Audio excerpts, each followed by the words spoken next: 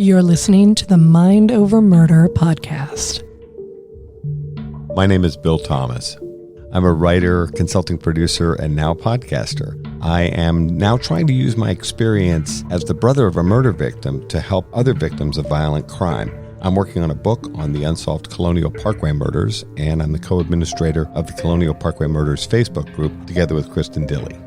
My name is Kristin Dilley. I'm a writer, a researcher, a teacher, and a victims advocate, as well as the social media manager and co-administrator for the Colonial Parkway Murders Facebook page with my partner in crime, Bill Thomas.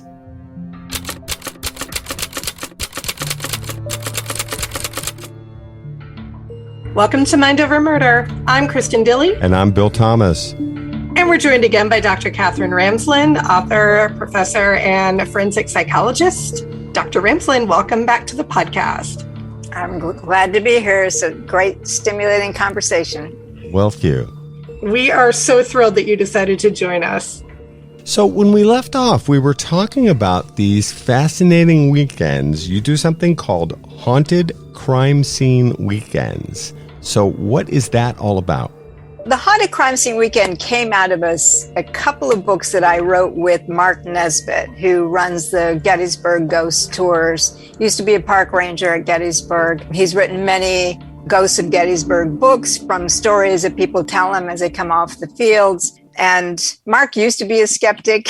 You hear enough stories and see enough things, changes you. But we thought, because there's this really interesting case very close to Gettysburg, this is how it all began. It was these 3 children who were killed and laid in the woods. And then nobody knew who they were. There was no way to find out who they were. This is back in the 1930s. And close by in Altoona, there was a murder-suicide. Again, who are these people? Were they related? Some clothing turned up in a suitcase, et cetera, et cetera. So we thought, well, this would be a great kind of case to bring people in. We can take them to the sites where the children were, where their graves are, how they were related to the Altoona couple, et cetera. Because we had the story from the police museum. We had a lot of stuff from that. That's how it started. We thought, oh, we're going to do this same scene over and over again. But it turned out the same people kept coming back to the weekend. So we had to mix it up a little bit. And so then we began to actually build crime scenes so they could look at it. And we did one that's known as The Minister and the Choir Singer out of New Jersey, where this minister and choir singer were found laid out in a lover's lane and her tongue had cut out. I remember reading about this. And that's currently an unsolved case, multiple suspects. From approximately what era was this? In tens-ish. I can't remember the exact year. But quite a scandal, as I recall. Yeah, I mean, there was a family that was tried but acquitted. Well-to-do wife of the minister, husband of the choir singer. Do you know this one? Yeah. So we had that, yes. But we had multiple suspects because there was a stalker on her as well. There's a lot of really cool evidence for that. So then we thought, okay, let's have them, since it's unsolved, let's have everybody come in and do what they need to do. So my part is the forensic part. I do a forensic presentation. One time I brought the coroner with me to talk about autopsy reports and whatnot. So that's my job, here's the forensic part. Mark and Carol, his wife, and Patty, the medium, come in and teach people how to look at the scene from a different angle, because at this point we're at a dead end with traditional methods. Can we bring paranormal methods into this? And so that's what the weekend is comprised of. And we've done, so then we did the Colonial Parkway case. Wow. This past April, we took that on because, again, multiple strands to it. I think we had enough people each was assigned one of the couples, and that they had to work on that case, and then we would bring them together and then put them back apart. And so it certainly was a long process. My job, again, we did maps. Here's the evidence that we have.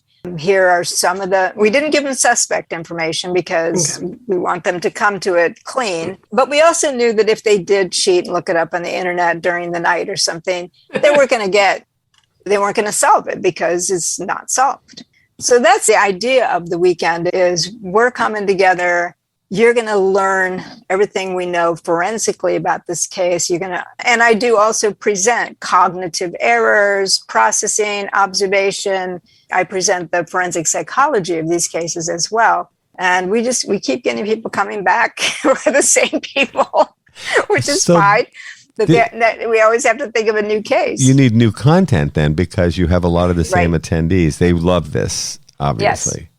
So what were some of the conclusions that your group of participants drew about our case? I'm really interested. One of the things that I did is I looked at data from body farms, and forgive me, I don't know the names of everybody aside from your sister, but the couple that was found with the blanket over them. Anna Maria and Daniel. That's incident number 4. I looked at body farm information on body farms where they lay out the dead in various dispositions to study time since death, decomposition rates, bug activity, et cetera, et cetera. And there was a case where they had laid out bodies in a variety of dispositions, and it was in the right climate and about the right period of time to compare to that finding. And it was very clear to me that the covering over the body on the body farm yielded enough information to know things about wounds and whatnot. And so what we have with was it the fourth couple? Were they the fourth couple? Yeah, number 4. What we have with the fourth couple is police saying we got nothing off how did you get nothing off of that? There would have been blood residue. There would have been human remains on that covering. There would have been something that would have given you information. Like if you want to say, because there was a nick on a hand that indicated maybe a knife was involved. If someone had been stabbed in the ribs or the heart, that blanket over them would have had something on it to indicate that there was blood in that area. As the evidence from the experiment at the body farm says, bodies covered for this period of time in this kind of a climate will leave residue on the covering. And so I had that experiment that I brought to the case. Wow. I thought, how can they say there's nothing there? There's something there. Where is that covering? There's probably still something you can get off of it. Some of the current investigators in the case have said to me they'd love to get a hold of the blanket again. As we understand it, by the way, that's an electric blanket from Daniel's car and the 2 bodies were laid out side by side in the woods for a period of 6 weeks. We know definitely when they disappeared and we know when they were found. And it's 6 weeks, very hot, very wet that fall.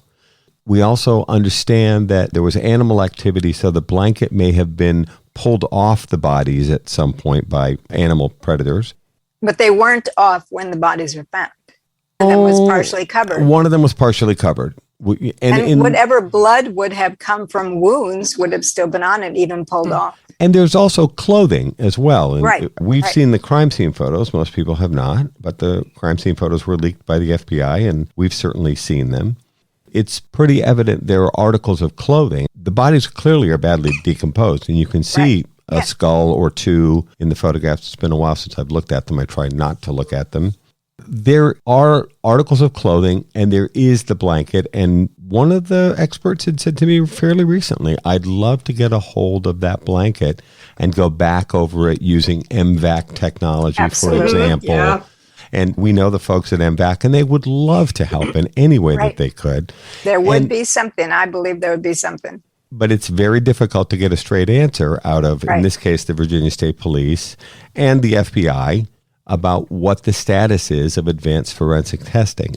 I think sometimes when they say we don't have anything, I think they're reflecting we don't have anything by the standards of 1989. But I don't think that phrase, we don't have anything, is operative in 2022. Correct. So that was one of the things that at least I brought to it. There was some psychic impressions that the missing couple were buried in a specific location not close to the Parkway Mall. But again, that's a psychic saying it. You'd have to go to the site and do some digging, take it a cadaver dog. If I believed that information was good for any particular reason, then I would take a human remains specialist dog to the scene to see if there was anything to be found. Even though you're usually the skeptic when it comes to the psychic I'm an dimension. open skeptic. I'm not a closed skeptic. I want there to be ghosts out there telling us stuff. Are you kidding? The world would be an amazing place if that were true. Yeah. You never know. I actually, just Hollywood, they brought me in to pitch a show about this kind of idea of using paranormal techniques alongside forensic techniques. And they were so excited. This is going to be a great show because the ghosts solve it, right? At the end. Maybe the ghost could guide the forensic psychologists and experts, crime scene analysts. This isn't medium. This is real life. So in 5 minutes, my pitch meeting was over. Oh, well. Wow. Did they want the ghost to solve the cases? The idea is that if you separate people out in different rooms, you give them different types of paranormal methods, and they come up with similar stuff, although they're not talking to one another. But they come up, that's interesting. Yeah, it is. Doesn't necessarily mean anything, but it's interesting.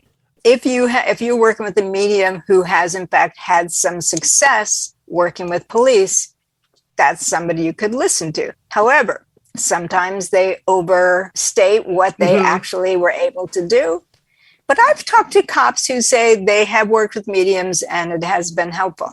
I have talked to cops who've said that. So I'm open. I want something like that to happen. Definitely. And we have had people in recent years approach us, not the least of which is our oddball, to which we were referring earlier. But we have had people approach us and say, hey, I think you should have a psychic come in, or I have talked to a psychic. I know that originally Dorothy Allison, who was used by quite a number of police agencies, was actually brought in to do some consulting work. And I would say that Bill and I definitely belong in the hard skeptic category as well when it comes to psychics. And we addressed this actually recently in our episodes about tips. When we send a tip to the FBI, we told our listeners it can't start or end with psychics because you can't prove it. There is no way to prove it one way or the other. But you can corroborate. If they say buried here, you dig and find a body or whatever. True enough, yeah. But that's my problem with the psychics that I've worked with is you're right up to, he's telling me about the location. Oh, he's gone now. He's gone now. Yeah, okay. I gotcha.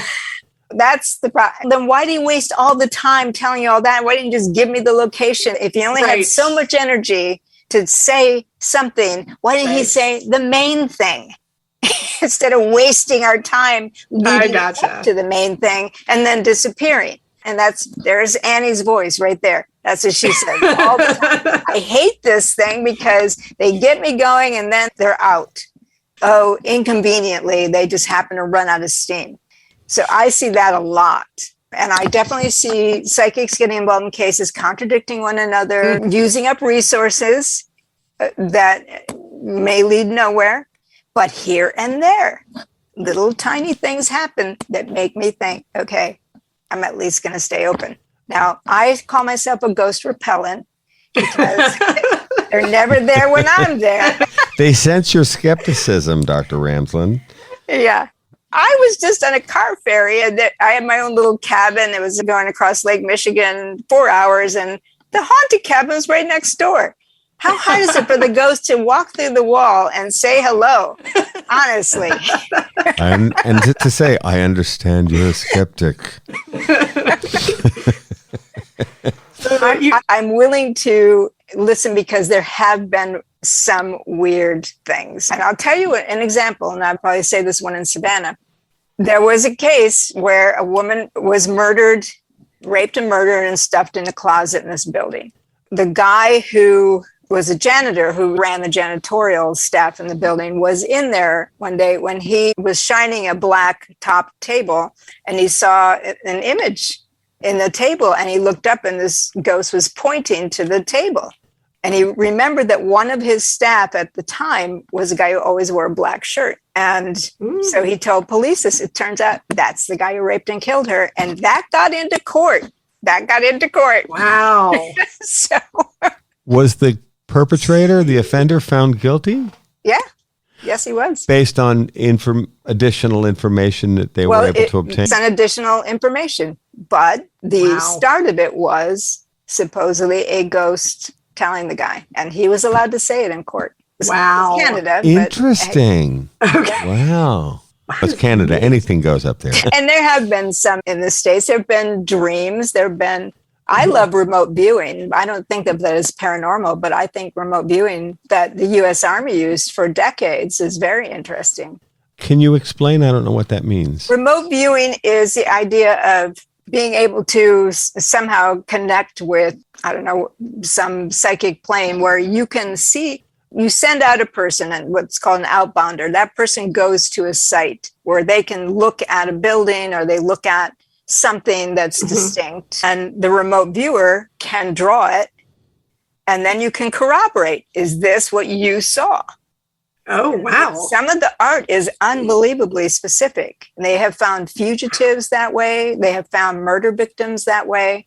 There are stories that's what keeps me in the game, folks. There are stories that has worked. Remote viewing. Remote viewing. So the U.S. Army used it from, I can't remember the exact years, but if you're interested, there's a book called, I think, Phenomenon that documents the entire program where they used these people to find things like drug imports.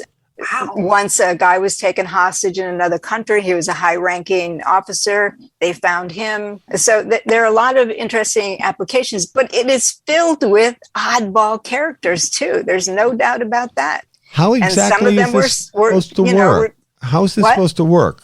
These two, the person at the remote location and the person here, are we saying they have a connection, yes. a psychic, if you will, somehow connection? They do. Do these people know each other? Are They might, but they don't have to. But the person who, in the experiments, the outbounder would not say where he or she was going. They would just be at the site. The reviewers would draw what was the impressions coming to them. And some were very accurate. And is this happening in real time? Yes. Yeah. So the outbounder is at a remote location. And let's say it's 4:00 in the afternoon. So it's also at the same time in a different distant location. Another person who's receiving this information is able to accurately convey what the other person in another state or country. Or whatever is seeing. Yes. Almost like they're connected telepathically. That's what it seems like. I don't think of that as paranormal, but you should read the Army experiments. They're amazing. Jeez. And then they had to shut it down because taxpayers didn't want them putting money into psychics. They were called psychic spies. Some journalists came in and dismissed the whole thing, and then they had to shut it down. Or maybe they didn't, who knows? But they ran it for several decades, and they had some very talented remote viewers. But there have been some people who just go, first timers can do it. They don't need training. Remote viewing. Remote viewing. And this is across space, but not time. Yes, I think. Yeah, that's what it is. Yeah. Wow. Could it be done? Do you know? Notice how I'm drilling down here. I'm really curious about this. Could it be done at a later time as well? Do we know? There was a time where they actually saw one of them, and a couple of them were psychically talented, and one of them saw into the future, something that. Now we're talking. There was one story, and I tell this in my novel because Annie does like remote viewing. Okay.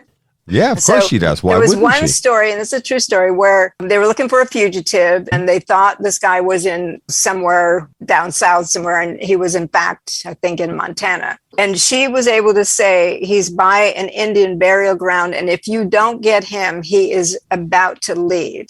And she was able to describe the campground that was nearby, and that turned out to be exactly right. He was just about to leave when they nabbed him, and they found the things that she had described.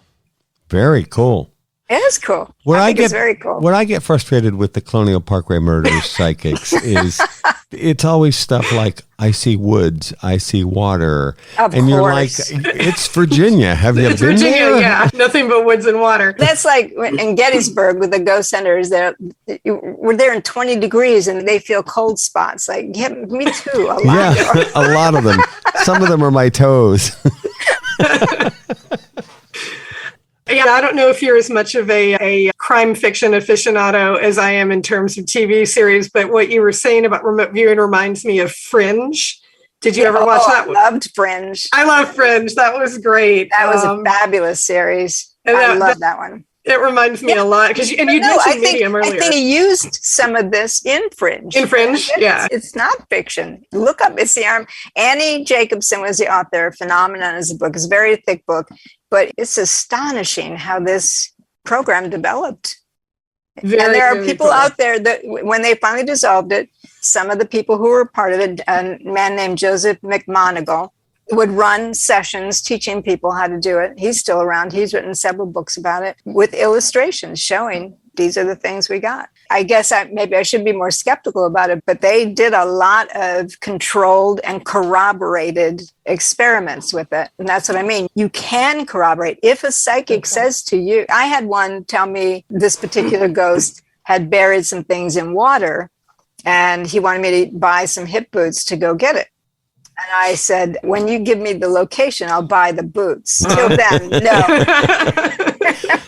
Why do we need this elaborate framework? Why don't you just tell me where it is and then I'll go get it? Easy. They saw woods and they saw water. Exactly. It's always woods and water. Always woods and water. Yep.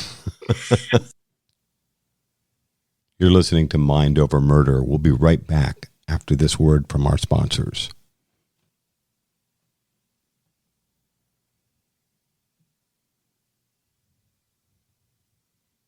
We're back here at Mind Over Murder. You'd said that you like Fringe. You alluded to Medium earlier, and I know that you've written books about CSI and Criminal Minds and the use of forensic psychology there. When you watch TV series like this, are you able to turn off your training and watch it for enjoyment, or are you constantly scrutinizing, are they getting it right? Are they getting it right? When I wrote The Forensic Psychology of Criminal Minds, that was a contracted book and they weren't getting it right. And I wrote the book saying, here's the real story of the FBI's behavioral science unit. Here's the real stuff. Because I've worked with some of the early guys. I worked with Ressler and Douglas and some of the first generation and second generation profilers. So the book was really about, here's a case. It's based on this true case. Here's where they twist it. But you know what? They don't have a private plane taking half a dozen profilers here and there. Jim they Clementi. Don't take over cases. They don't. There's any number of things they don't actually do. And I'll say that in the book. But still, the whole first year was based on actual cases, and I knew what the cases were. So I would then say, here's how the case really worked out. It's TV, and I recognize that. But sometimes I can't keep watching. And I can't keep watching that show, particularly. Do you find yourself throwing socks and other things at the television? No, I get on the computer and write my own stuff. I just don't do it. I think there was another one about a jury consultant, Bull. Yes. One episode, I was out. This is Bull, fill in the blank here. Yeah. Nope. The media is glutted both with crime fiction, but also true crime. Do you feel like the media plays a role, or how much of a role do you think the media plays in perpetuating like misguided theories or untruths about cases? Anytime a production company is making a choice about how to present a story, they are affecting viewers. One of the things that bother me about all the serial killer stuff out there is they're doing the same dozen over and over, which leads to the idea that, first of all, that serial killer is a type of offender when it isn't. It's just a description of the behavior, and that these represent the sum total of serial killers. There's that Wisiati again, is all there is. And so then people come to me with these questions thinking, oh, do serial killers do this? Do serial killers do that? Like, we have over 5,000 documented around the world. I can't give you a general response to that because there's so much diversity in these cases and their developmental trajectory, their motivations and their methods. Do they all have a victim type? No. There's so many myths perpetuated from the media emphasizing certain types, and they're emphasizing the ones that they know are going to get viewers. Yes. That's what they do. They're not going to pick a serial killer to do a documentary on who's boring.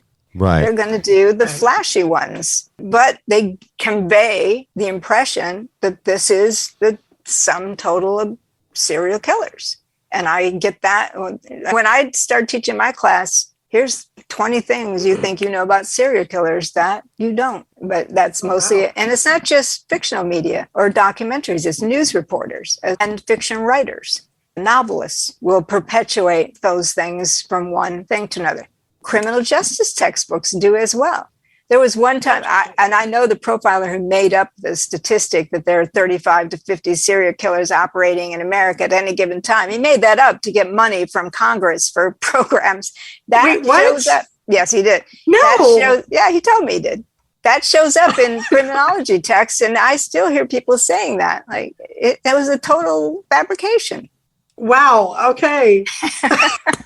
But it crosses over into being a reference point. Yes. So yeah, media definitely influences us into thinking that things are a certain way. And we forget it's an entertainment venue. They are making their decisions based on wanting audience share. And they're going to clip stories and simplify stories because they want viewers to have satisfaction at the end. That becomes a problem when viewers don't go look for more information because they tend not to. Has there ever been a documentary or a show that you've been a part of that once you got involved, you were like, I really don't like the way they're portraying this, or I don't like the message? But they don't care what I say. I've been a consultant on several shows. I was fired off one for telling them they couldn't do a thing with a dead body that they wanted to do. I said, that's not the way soil works. That's not the way decomposition works. But I can give you an alternate scenario to help with your plot that would work. No, they weren't interested. This is flashier. Wow. And so thanks very much. We don't want you anymore. Wow. And did you really get fired? I did. Yeah. Wow. Were there others where you fired? Or I just wasn't used on the rest of the show. Yeah. Oh, man. It's kind of the same thing, isn't it? But I gave them a way to do what they wanted to do that would have been scientifically correct. But they decided, no, you can actually, even though a body's been submerged in water, washed by coroners, you can still get a fingerprint off of them. Like, no, not after burial for 20 years. No. But at the same time, you were offering them a scientific way to move their story forward. And they just weren't having it. But even the writer of the show wanted to do that. The producers did not. I suppose you want to throw anybody under the bus by telling us what it was. No.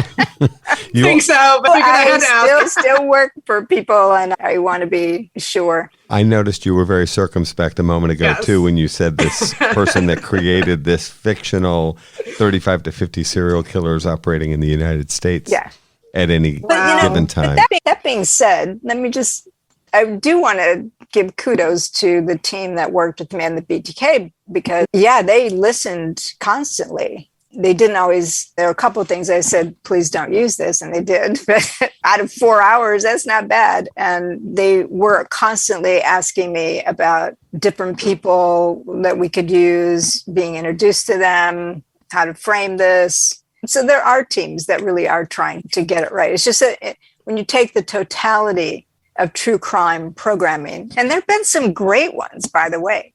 Take the one, Don't F with Cats. So there's another amateur team, but they brought in skills that helped them do things the cops not only couldn't do, but wouldn't do. And they were able to assist in a way that you don't ordinarily see. So that's a little different from the whizzy thing that I've talked about with true crime. Amateurs, because they were amateurs, but they contributed because they had a skill set that was needed in that particular case. And that was a great documentary. Yeah, it's hard to watch, but it was well put together. And so they're out there, but you take the totality of documentaries and true crime and also fictional crime scripted shows, and there's certainly impressions being made that do give the wrong idea. That things are simple, that we can solve these easily, that all we need is genetic DNA, genealogy. We'll be able to solve everything. I've heard people say serial killers are a thing of the past because I have now too. Solve everything. They're completely wrong about that. And yet I've heard it said by professionals in this field. And they're completely wrong about that. And you've also got 250,000 cold case homicides to work backwards through. Exactly. So we have a lot of work before us. A lot of work. By the way, you just mentioned Wizziati, what is all there is. Just for the benefit of someone who's listening to this episode who didn't listen to the last episode, explain what is all there is again. Okay, Wizziati is a term coined by the foremost cognitive psychologist Daniel Kahneman in his book on our thinking processes, and is a cognitive error that amateur sleuths and police officers, any investigators could be prone to in virtue of the way the human brain operates. But the idea is that you've collected a series of facts about a case, and the feeling is that's all that they're ever going to be. And so now you have the truth about the case, but you're not open to future discoveries that might shift the narrative, change the narrative. And we need to be open. We need to drop the Wizziati idea and keep, even though we think we're building cases well, always be aware that there might be something we don't know that is going to change it dramatically. And we've had cases like that. A lot of them, actually. Yeah. And we're do seeing a lot of that right now with documentaries that are going back to change the narrative. And people, and what we're finding is people who are still stuck on the old narratives refuse to entertain that this could be changed at all. That's Wizziati. That's a problem. And we all do it in our lives from time to time. Because permanence is security. It's predictability. It's a sense of control. If I know exactly what happened in a case, no one can change that. I can predict everything about it. I control it. That's our tendency because it makes us feel like we're not thrown into chaos. There's some degree of comfort and control and understanding of these deep, dark, terrible things that happened. And for those who have a high need for closure, which that's a personality trait. Like cops. Not all cops, because some don't. But people with high need for closure tend to be attracted to law enforcement types of professions where it's all feels pretty black and white. They are prone to this, and that becomes a problem because they may chase down leads they're absolutely certain about, and they're wrong. Gut instinct, by the way, this idea that your gut never lies is totally off, totally off. And that is a watchword that cops live by. Gut instinct is just you've come into a familiar scenario, you recognize it bodily, and it feels right, so it is right. But that can be to your detriment. That could even lead you to your death if you really trust your gut all the time and think it's never wrong, because it can be wrong. What is all there is, and it's one of the pitfalls that we see in investigations. Yeah, I wish he would have come up with a better name than that, because like confirmation bias, it says what it is. It's very easy to remember. People get it, but Wizziati, not so much. No. I wish he would have, but it's so perfect. And I've searched for it for a long time. Like I talk with cops and they think they have all the facts, and then something comes along and it just throws everything off. There was a great case, I think might have been Indiana, where cops got called into this double homicide scene of an intruder into a house who had murdered the guy's wife with a hammer that he had picked up off the kitchen table. He'd murdered her with a hammer. So it's the Mark Winger case. So Mark Winger comes in and shoots him and calls the cops. And turns out there was a setup. It was a setup by Mark Winger because he knew he could get the guy to the house. It's a complicated case, but he knew he'd get the guy to the house and then tell that story. And the most experienced cops bought it. He got victim fund money. The rookie questioned it said, this doesn't make sense that his guard dog was in the garage. It doesn't make sense that he's asking for the pistol back. It doesn't make sense. Let's just look at their phone records. And he was ordered not to do any investigation on his own. He was told to stand Finally, down. his partner, the experienced one, said, all right, I'm just going to sit and listen to you. I think you're totally wrong. You're overthinking, but I'm just going to listen to you. And as the rookie made his case, they started going, oh, you know what? The kid has and something it turned here. out that Mark Winger was, in fact, the murderer of both people. Wow. And he was having an affair. So you throw that new fact into things, that changed the case entirely. What are the big motivators again in murder? It's money, sex, and power, I think, are the three. Yeah, power, definitely. Yeah. And control, power, yeah. This has at least two of those. And maybe three. Jeez. No, probably three, actually. He even got victims. Yeah, got victims funds. Funding. Yeah. And life insurance. Gee whiz. If someone, amateur or professional, sets out to investigate a case, what are some of the things that you would caution them about to avoid falling into that trap, the confirmation bias trap, the Wisiati trap? What would you tell people? Here's what you need to do so that you don't fall into that. There are trainings specifically for police officers that were devised by police officers who've already been down that road. I think any department ought to put those trainings into effect, even though they will get resistance. When I've done police trainings, I get resistance to some of these ideas, but they'll also get some who will listen. And that's what we need, people who will listen and then become mindful of their tendencies. If my tendency is to want to close a case fast, get the answers, be done, not be second guessed, I need somebody to remind me that I'm doing that. Yes, it's got strengths, that approach. It can close cases fast, but it's got weaknesses too. And that person needs to be reminded of the weaknesses. One of the things that they can do is when they approach a case, they'll have a hypothesis going. They should work an alternate hypothesis too, to see how any given fact might be interpreted in a different scenario.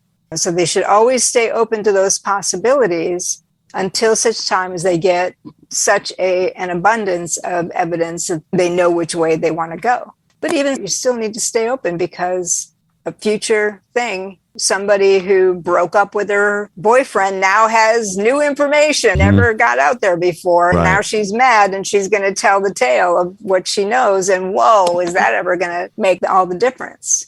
We have to always stay open to something new that could happen. I was going to say, if you are someone like us who have been living with this case for so long that we know every single facet and detail of it, is there a way that we can readjust our thinking to look at all aspects of the case anew? Is there a way to retrain your brain to look at the facts as if it's brand new again? I'm curious if there's a way to do it. You've already been talking about that, because I know Bill was saying, here's how he had always been talking about it on the past year. He's relooked at some of that. I think it's always good.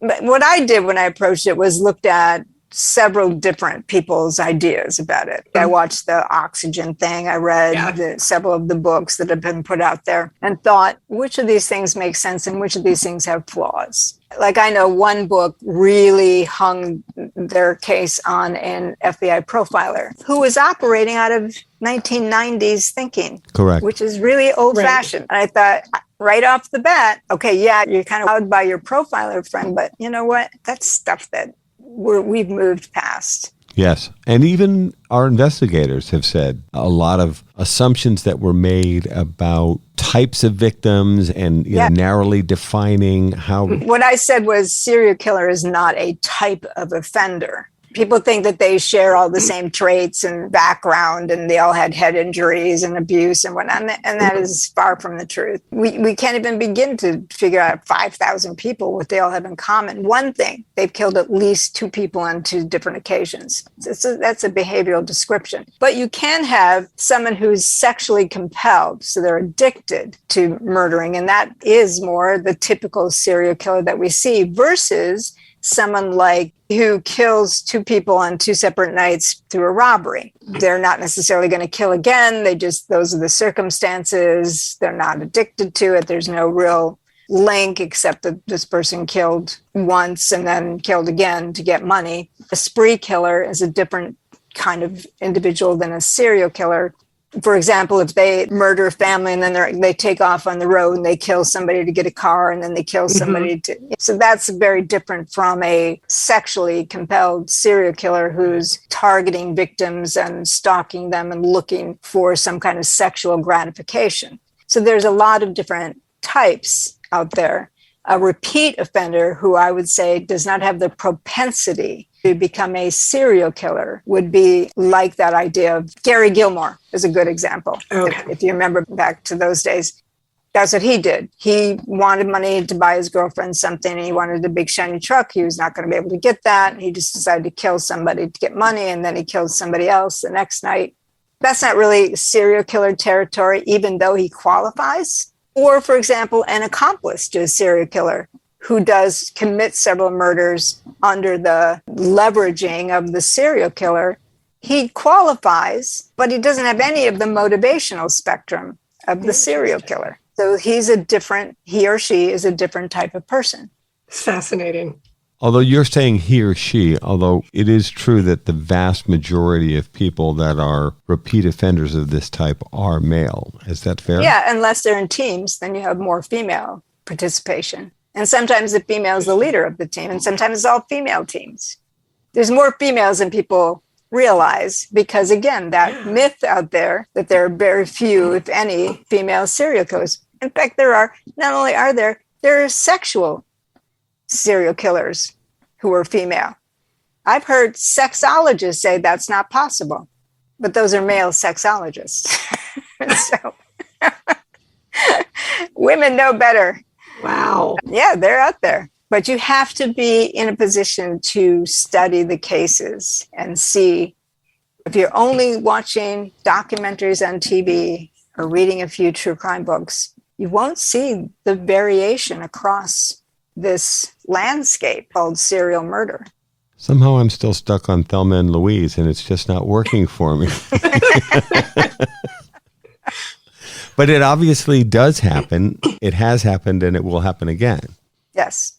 If I was to, for example, if I was an incoming student to one of your classes, what are the books that you would recommend I, as an incoming student, read other than yours? It depends on which class you're going to take. Forensic psychology, let's say. For example, this year in my graduate class, I'm going to have them read the Caitlin Rother's book on Rebecca Zahow. Oh, okay. Because what a bizarre case that is. It's a lot more bizarre than it's been shown. Is that the Death on Ocean Avenue? Is that Death on Ocean Avenue. Okay, I've got that. She gathered a lot more facts than you typically see. So I'm just going to put it out there for the students to work on and see what they make of the case as a psychological autopsy. Very cool. Thing. That's an expression, by the way, you've used twice now, which I found fascinating. What's a psychological autopsy mean? In the cases where a death is ambiguous, now we're talking manner of death is natural accident, suicide, homicide, or undetermined. In the undetermined category, it simply could be that you just don't have enough information or that it's ambiguous and it can go more than one way and you don't really know what to do with it. Psychological factors can sometimes tip the balance toward one or the other. So like a suicide that you think is a suicide could actually be it could be a homicide staged as a suicide. So you have to be pretty proficient at reading behavior at the scene. So that's psychological. A psychological autopsy would often look a lot more deeply into victimology than police officers will do, and using what experts know clinically about people in terms of the questioning of relatives and friends and associates of this person, their mental state. We're looking at trying to figure out what could have happened here, what's more likely to have happened here, so that the coroner or medical examiner can make the determination. That's really fascinating. So you're going to have your students read that one, Death on Ocean Avenue. Also have them read The Psychopath Whisperer by Kent Keel, who's one of the world's leading experts on psychopaths and the neuroscience behind it. he takes his traveling MRI machine into prisons to show us, and has shown us, that the psychopath's brain is different. So his book goes into how did that develop? What is a psychopath? How do you work with psychopaths, etc. So I'm having them read that, or I might have them read something from Robert Hare, also another psychopath expert. I think the one on Ted Bundy I have used often, Al Carlisle's, the report that he did when he was the Utah prison psychologist, and he was tasked with deciding if Bundy, and this is before they knew who Bundy was, they had grabbed him for burglary and attempted abduction, and Carlisle was tasked with deciding whether he might be a future danger. So he went around talking to people and compiling a report for the court and said, yeah, I think this guy's a liar and quite the manipulator. Even though I really like him, he's quite the manipulator. And I think, so he published part of his report, and I often will use that in my classes for students to see an assessment on someone that they recognize before anyone knew he was a serial killer. That's a great book. I like that one. Wow. Oh, that's Al Carlisle. Cool. All right, we're going to just put together a little Dr. Ramsland recommends reading list here. We're going to put it up on our Facebook page. This is awesome. To wrap up, go ahead and just remind us the name of your upcoming book, about your new series. Tell us a little bit about that. And then what is your most recent book that people can get from, say, Barnes & Noble or Amazon? The most recent book is How to Catch a Killer, which came out in 2020. And that's 30 cases of the capture of serial killers and how it was done. And then the series is the Nutcrackers series, because they take on hard nuts to crack. That's my Annie Hunter series. Uh-huh. The first one will be out in August, Ice Cream Man. I Scream Man. And that is about human trafficking in a juvenile detention facility by sadistic, corrupt politicians. And this is you transitioning over to fictional work based, although of course, I on always use actual cases. And I put my fictional twist to it. But yeah, Annie Hunter is, I guess, my alter personality. I would say She's a forensic psychologist who runs an investigation agency out of the Outer Banks, North Carolina. That's fantastic. Thank you so much for joining us. This has been a thrill for both of us. We really enjoyed talking to you today. Me too. I can't wait to see you guys in Savannah. Yes, we are very much looking forward to it. We'll look forward to it. Thank you so much. Thank you for having me. I appreciate it. That's going to do it for this episode of Mind Over Murder. We'll see you next time.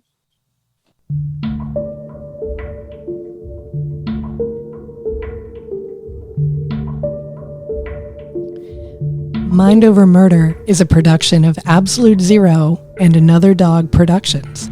Our executive producers are Bill Thomas and Kristin Dilley. Our logo art is by Pamela Arnois. Our theme music is by Kevin MacLeod. Mind Over Murder is distributed in partnership with Crawl Space Media. You can follow us on Facebook, Twitter, or Instagram. You can also follow our page on the Colonial Parkway Murders on Facebook. And finally, you can follow Bill Thomas on Twitter at BillThomas56. Thank you for listening to Mind Over Murder.